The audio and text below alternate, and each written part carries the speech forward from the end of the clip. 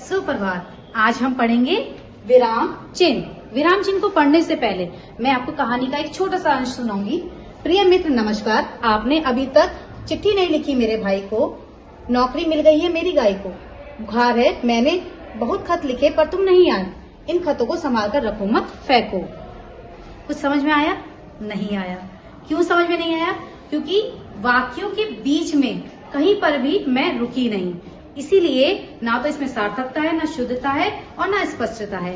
इन्हीं सब कमियों को दूर करने के लिए आज हम पढ़ेंगे विराम चिन्ह। विराम चिन्ह, विराम चिन्ह कहते किसे हैं?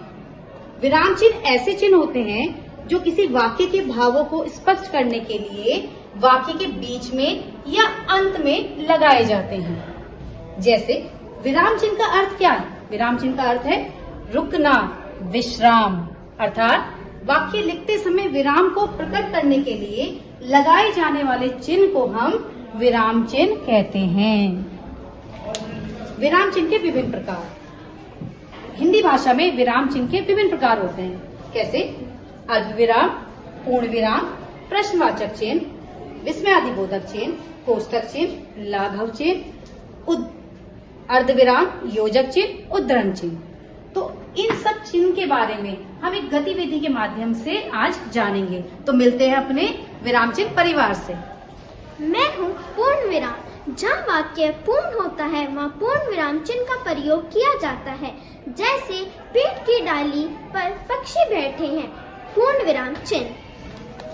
मैं हूँ प्रश्नवाचक चिन्ह। मेरा प्रयोग प्रश्न सूचक वाक्यों के अंत में होता है। जैसे क्या यह आम मीठा है, प्रश्नवाचक चिन्ह। मैं हूँ अल्प विराम चिन्ह। किसी एक वाक्य को पढ़ते या बोलते समय थोड़ी देर रुकने के लिए उपयोग किए जाने वाला चिन्ह अल्प विराम चिन्ह कहलाता है। जैसे टोकरी में सेब, केला, आम और अमरूद है। मैं हूँ कोष्टक चिन्ह। वाक्य में किसी भी शब्द के अर्थ को स्पष्ट करने के लिए कोष्टक चिन्ह को उपयोग किया जाता है। उदाहरण, लता मंगेशकर भारत की कोकिला है, सुरीली आवाज, कोष्टक चिन्ह। मैं हूँ लाघव चिन्ह। किसी बड़े शब्द को संक्षिप्त रूप में लिखने के लिए उस शब्द का पहला अक्षर लिखकर लाघव चिन्ह लगाया जाता है। उदाहरण, पंडित जवाहरलाल नेहरू प्रथम प्रधानमंत्री थे। मैं हूँ विस्मयादिबोधक चिन्ह। जहाँ विस्मय, हर्षोक आदि भावों को प्रकट करने वाले शब्द या फिर शब्दांश होते हैं, वहाँ पर विस्मयादिबोधक चिन्ह का प्रयोग किया जाता है। जैसे वाह कितना सुंदर दृश्य है, विस्मयादिबोधक चिन्ह। इस प्रकार हमने जाना अपने मन के भावों और विचारों को व्यक्त करने के लिए हम जिन चिन्हों का प्रयोग करते हैं उन्हें हम विराम चिन्ह कहते हैं। तो जो मैंने आपको पहले वाक्य बताए थे उन वाक्यों को हम सही करते हैं।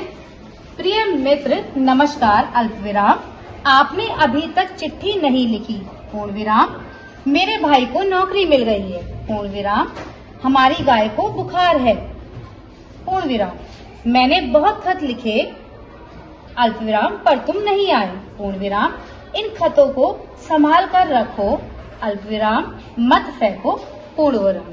इस तरह से हमने आज सीखे विराम चिन्ह।